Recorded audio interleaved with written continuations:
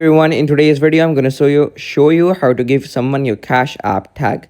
So when you make an account in your account options, you have a ready-made cash app tag automatically made for you with this URL link option. And when you are wanting a payment and you simply want to make and receive a payment for someone, you will simply copy that link and give it to them through WhatsApp or any other messaging application, and then they can simply click on that, and then they can enter the payment they want to make and then simply verify it, and without doing the hustle of entering your credentials manually. You have given them the option of the pre-filled credentials of your account, so that they can simply fill out how much money they want to give you, and then simply verify and click on OK, and then the transaction can be made and the money can be transferred to your account.